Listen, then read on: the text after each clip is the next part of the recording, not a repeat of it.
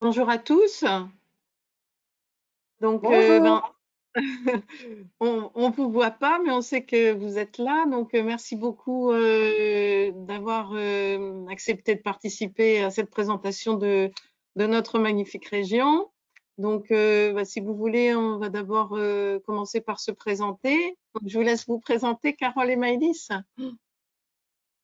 Oui, donc moi je suis Maëlys du service réservation de Pas-de-Calais Tourisme. Bonjour, moi je suis Carole du service de réservation Pas-de-Calais Tourisme également. Donc on est là Donc, pour vous moi, présenter le département. Et moi, je suis Catherine, donc je suis la directrice des ventes de Nausicaa, qui est le plus grand aquarium d'Europe, situé à Boulogne-sur-Mer. Donc, je vais laisser la parole à Maëlys, qui va nous présenter la région Pas-de-Calais le plus largement possible. Merci Catherine.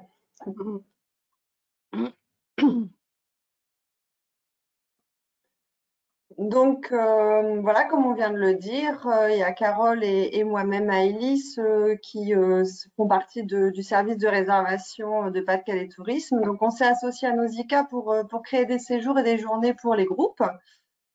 Donc, on est présente pour vous accompagner lors de votre réservation, de votre journée ou de votre séjour.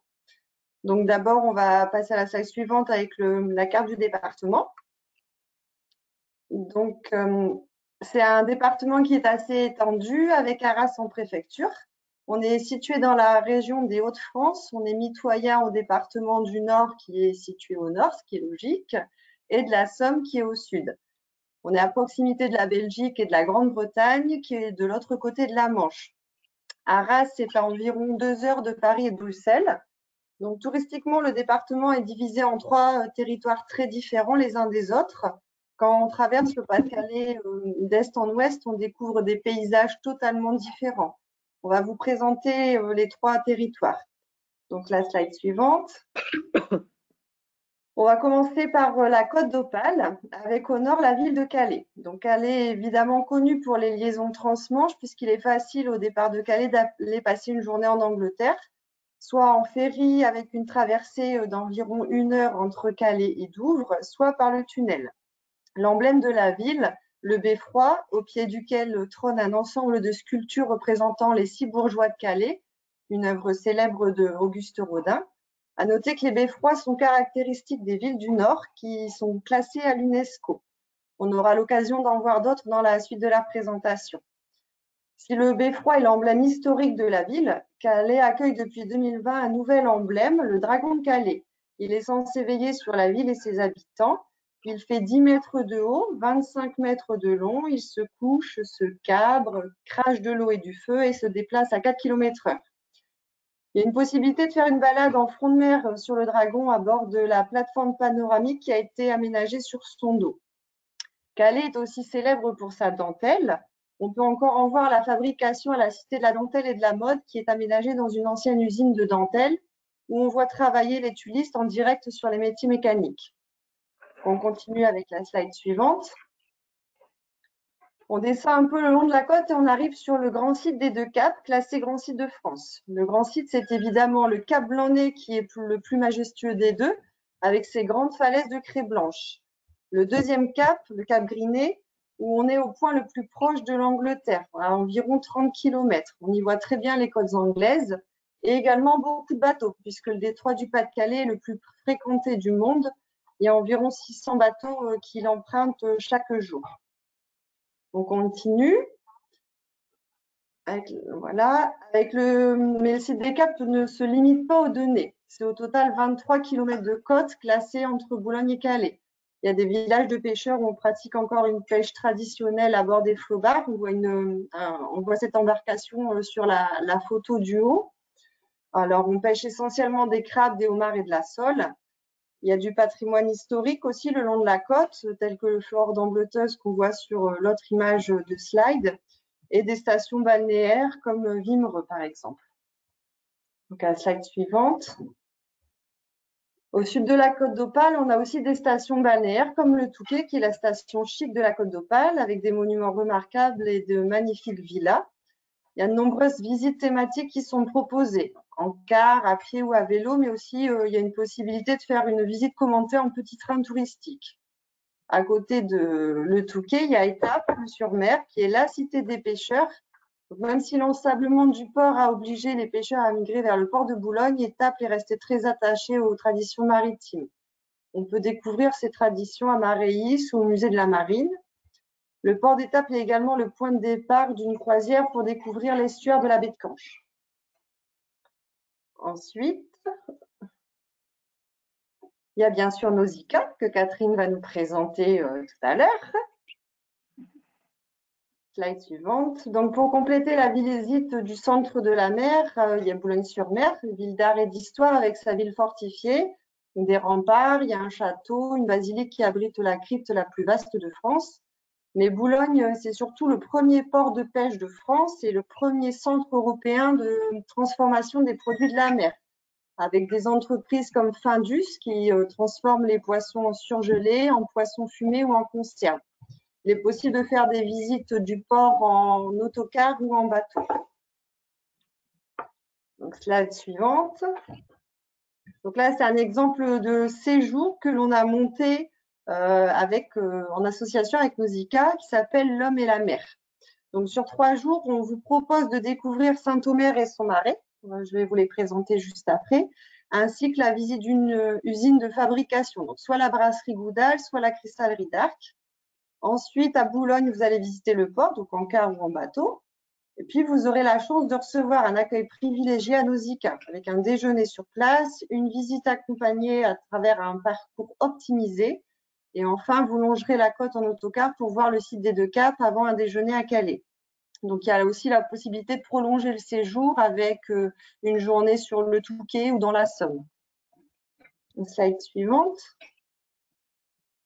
On arrive maintenant sur le territoire campagnes et marais avec au nord la ville de Saint-Omer. C'est une ville flamande qui a su garder une certaine qualité de vie. Une ville paisible et plutôt bien située pour organiser un séjour dans la région. Il y a une situation centrale par rapport au département. Entre la côte et le territoire autour du Louvre-Lens, c'est la Belgique. Donc, ça permet aussi d'aller découvrir sur une journée en excursion Bruges ou Bruxelles. La slide suivante. Saint-Omer est également la porte du marais audomarois. À l'origine, c'était des marais insalubres qui ont été aménagés au Xe siècle par les moines, dont Audomar qui a laissé son nom au marais. Donc aujourd'hui, le marais audomarois s'étend sur plus de 3000 hectares, dont 700 km de canaux. On y cultive essentiellement les choux-fleurs et les endives.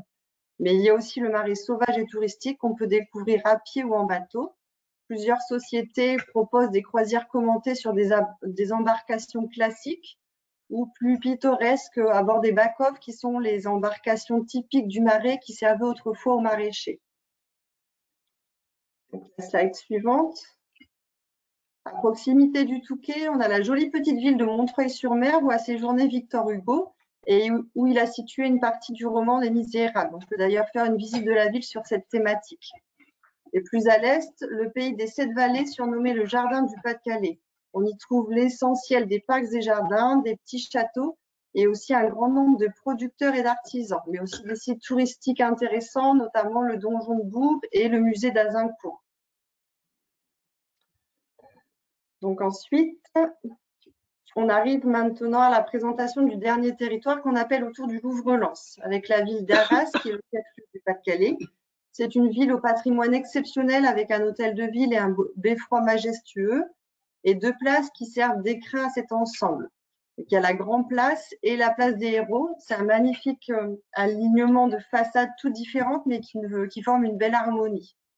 Donc, tout à l'heure, je vous parlais des beffrois. Celui d'Arras est l'un des plus beaux. Il avait d'ailleurs été élu monument préféré des Français. Il se visite ainsi que les salles de l'hôtel de ville et les souterrains qu'on appelle les Bauves. Alors, c'est un réseau de galeries creusées au Xe siècle qui ont joué différents rôles dans l'histoire de la ville. Carrières, entrepôts, abris pendant les guerres.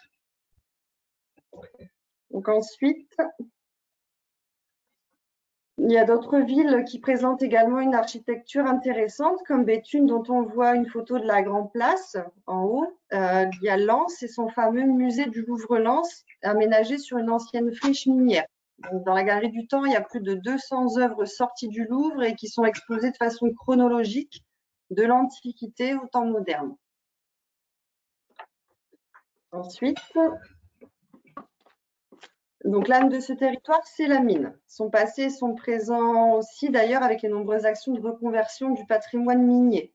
Vous aurez l'occasion de découvrir les empreintes laissées par cette activité qui a marqué le pays, dont les derniers témoins sont les terrils, ces montagnes de charbon, les chevalements et bien sûr les corons. Donc ceux de la slide qui sont présentés sont ceux de la cité des électriciens qui se visitent. Pour l'anecdote, c'est la fameuse cité qu'on voit dans le film Bienvenue chez les Ch'tis, mais après un sacré ravalement de façade.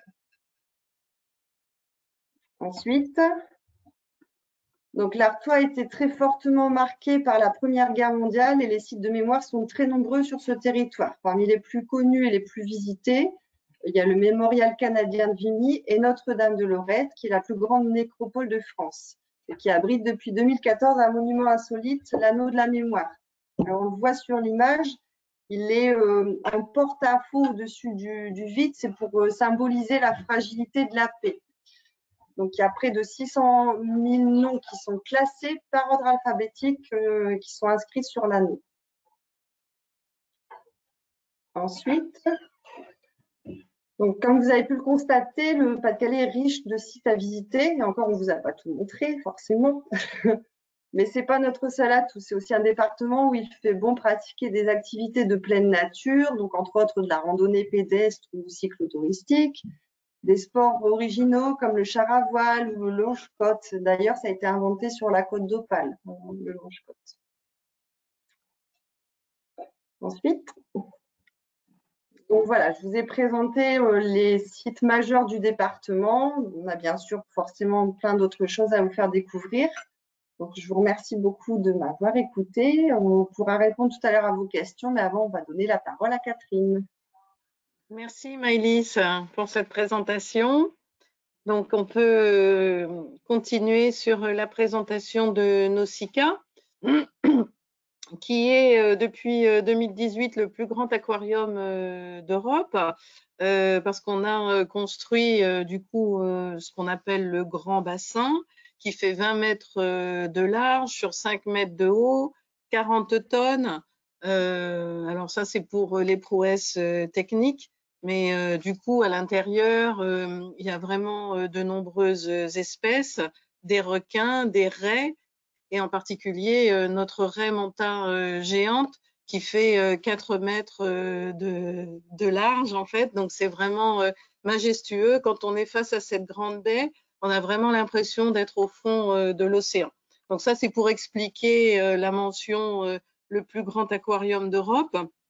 Mais Nausicaa, c'est aussi du coup le deuxième site le plus fréquenté au nord de Paris, avec 18 millions de visiteurs et 5 millions de scolaires. C'est vraiment notre ADN. Alors, j'ai envie de dire le scolaire, parce qu'on est référencé par l'éducation nationale, mais notre ADN, c'est vraiment ou notre ambition ou notre raison d'être, c'est vraiment de sensibiliser ces milliers de visiteurs à la beauté de l'océan et également à sa fragilité, et du coup de faire que chaque personne devienne un peu plus engagée au sortir de Nausicaa. Ça, c'est vraiment notre grande ambition. Donc, on peut passer à la slide suivante.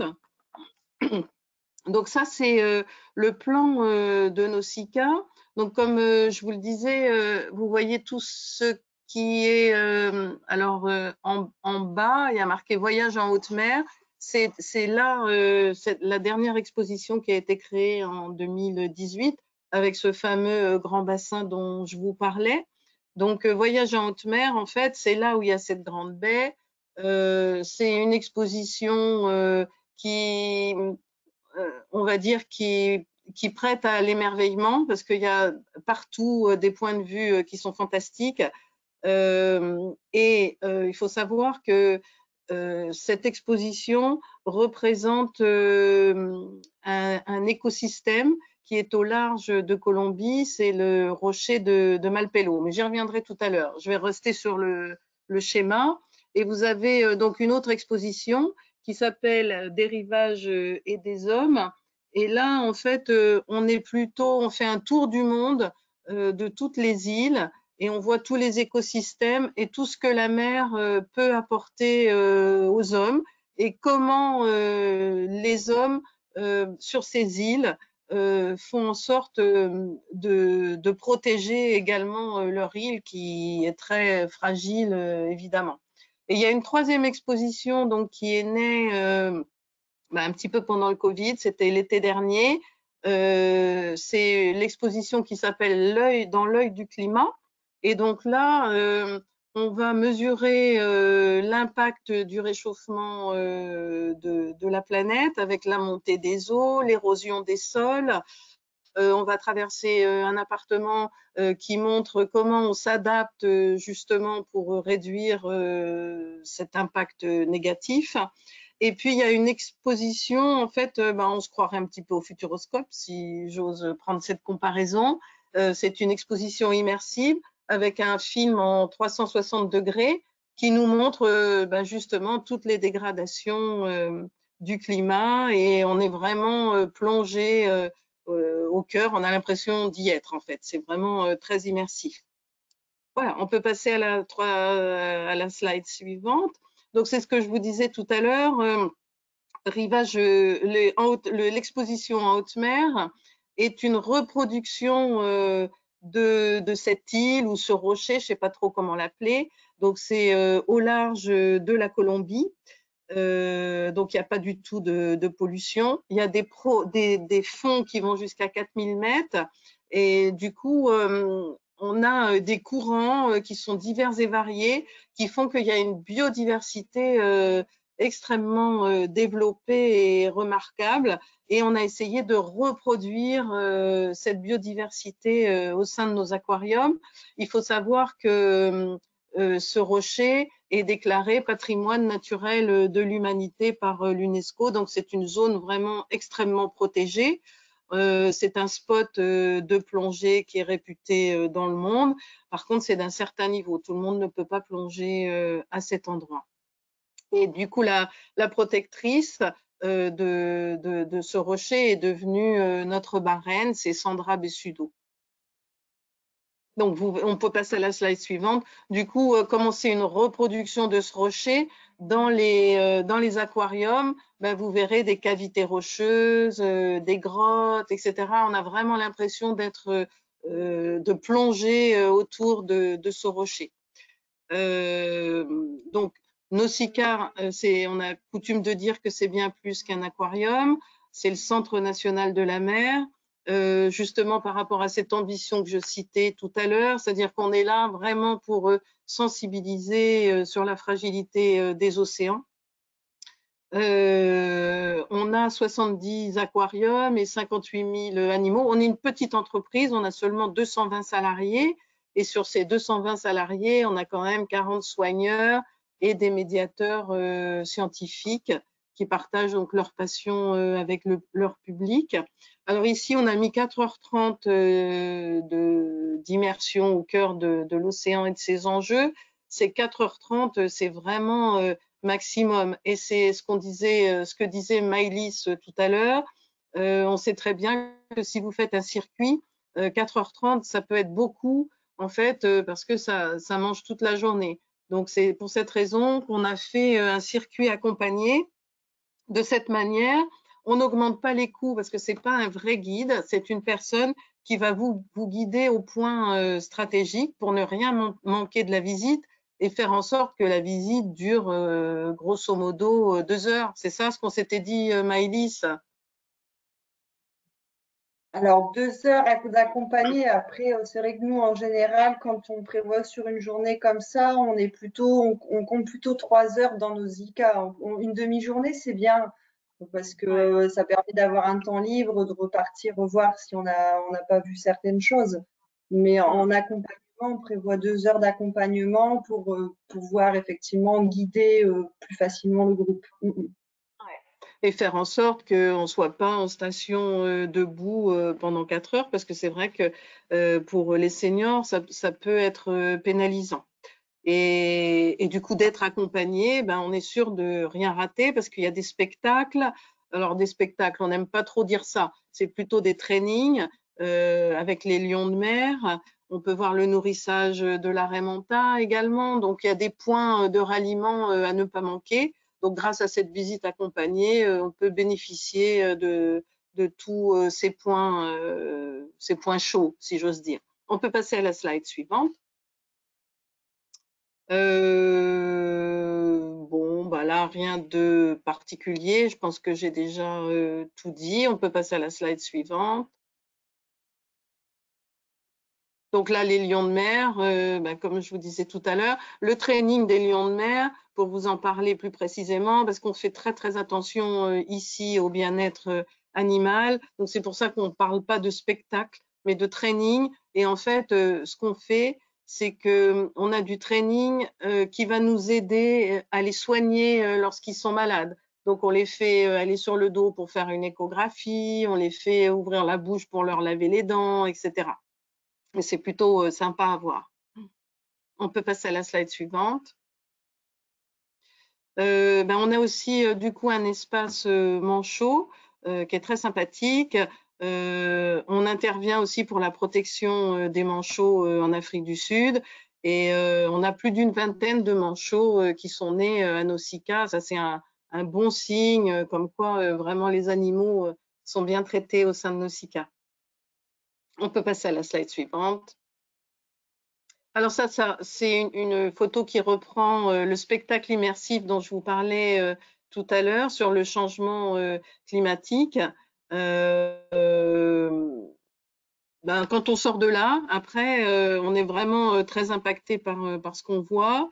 Et derrière, il y a plein de petits gestes qu'on peut avoir au quotidien pour aider à la protection des océans et de la planète d'une manière générale. C'est ça qui est intéressant. On peut passer à la slide suivante. Alors, on a des espaces de restauration. Il y en a 3, mais pour les groupes, on conseille plutôt ce restaurant qui s'appelle le restaurant Le Calypso, qui, vous le voyez, a une vue sur la mer.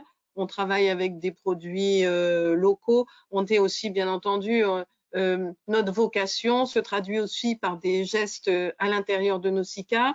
On a développé une démarche RSE afin de déployer des pratiques de développement durable. Donc, on travaille avec des producteurs locaux, en circuit court, on n'a plus de plastique, on n'est qu'avec du bois, etc. Donc, il y a beaucoup de gestes éco-responsables qui sont développés au sein de Nausicaa, que ce soit des bassins au restaurant, en passant par la boutique. On peut passer à la slide suivante, pardon. Oui, on a mis en option une deuxième journée, si on le souhaite. On peut passer à la slide suivante. Ah oui, alors ça c'est intéressant. On peut avoir une visite inédite qui est à réserver avec le billet d'entrée. C'est ce qu'on appelle la visite des coulisses. Et donc ça dure 1 heure. Et en fait, on voit un peu le derrière avec le nourrissage des poissons, comment on traite l'eau, etc. C'est vraiment intéressant. Et c'est une manière autre de visiter Nausicaa. C'est un plus. On peut passer à la slide suivante. Alors, dans le futur, on a aussi des projets d'extension. On peut passer à la slide suivante. Donc, on va travailler plutôt sur les cercles polaires qui sont, comme vous le savez, les sentinelles du climat. Donc, on va avoir aussi des expositions sur les animaux des cercles. Ce sera bon ça pour 2025. On peut continuer. Alors après, là, on va parler des tarifs groupes. Je vais pas m'appesantir là-dessus. Comme on aura vos coordonnées ensuite, on pourra, si vous le souhaitez, je pourrai vous transmettre mes tarifs. On a bien sûr des tarifs spécifiques pour les tour opérateurs. On a des tarifs spécifiques pour le scolaire, avec tout un tas d'animations pédagogiques qui sont en lien, bien entendu, avec le programme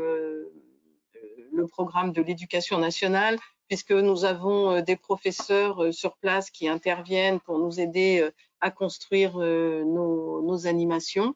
Et on a une équipe de médiation qui est très étoffée, avec des gens qui connaissent très très bien l'océan, le vivant, etc. On peut passer à la slide suivante. Donc ça, c'est les tarifs. Donc on va passer rapidement. C'est tous les tarifs, ça. Et on peut peut-être aller directement. Alors on est ouvert, il faut le savoir, toute l'année. En gros, de 9h jusqu'à 18h30, c'était les horaires là pendant le Covid. Je ne sais pas ce que ça va donner pour cette année. Et il y a des créneaux horaires. Donc, pour réserver, soit vous réservez directement via Pas-de-Calais Tourisme si vous souhaitez un circuit. Si vous voulez que la visite seule chez nous, vous pouvez appeler notre service réservation. Pareil, je pourrais vous envoyer les coordonnées. Il y a un formulaire de réservation en ligne que vous pouvez remplir. On le reçoit et après, on vous envoie les documents qui vont bien. Comme le disait tout à l'heure Maëlys, en fait, dans le circuit qu'on a construit, c'est important, c'est un circuit à tiroir, donc vous pouvez enlever des choses, en rajouter d'autres. Moi, je viens d'arriver dans cette région, j'étais dans le sud auparavant, et ce que je trouve vraiment intéressant, c'est du coup la proximité avec la baie de Somme, qui est aussi un lieu magique, la proximité avec Lille, qui est vraiment une ville formidable, et puis la proximité avec deux villes que j'adore, que j'ai découvertes à Bruxelles, enfin en Belgique, pardon, c'est Bruges et Gand, et on est seulement à 1 heure de ces deux villes. Donc pour tout ça, vous vous adressez à Maëlys et à Carole, parce que nous on package pas du tout. Hein. Je suis pas en train de vous dire qu'on va vous packager. On vend que de la visite Nausicaa seule.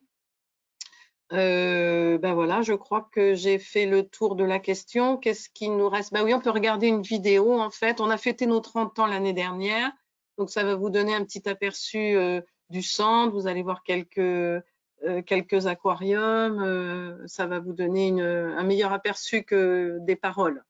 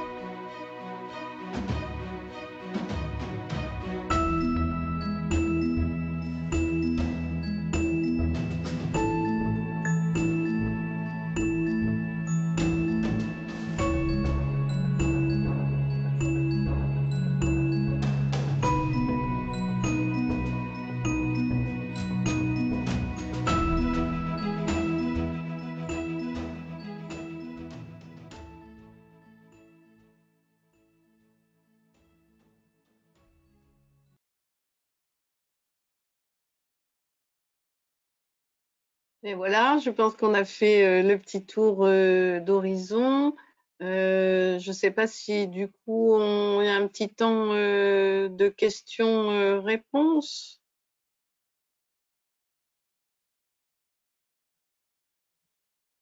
Alors, vous avez le chat du coup pour vos questions.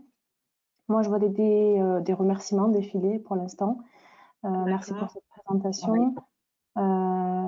Très clair. On vous demande vos coordonnées, du coup. Ok. On les voit pas, nous. Du coup, est-ce que les coordonnées, on les donne maintenant ou... Ça pourra être repartagé dans le replay.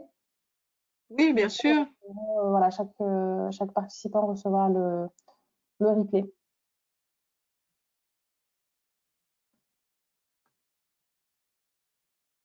C'est bon?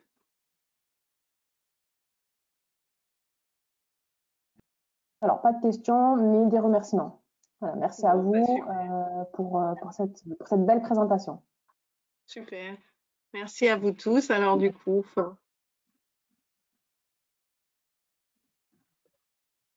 on espère vous voir nombreux sur notre côte. Sur notre côte d'Opale et à Nausicaa. On vous souhaite une belle journée alors. C'est bon pour nous, Hicham? C'est bon, oui, voilà, merci beaucoup, à très bientôt. Merci à vous également d'avoir participé. Merci beaucoup. Merci.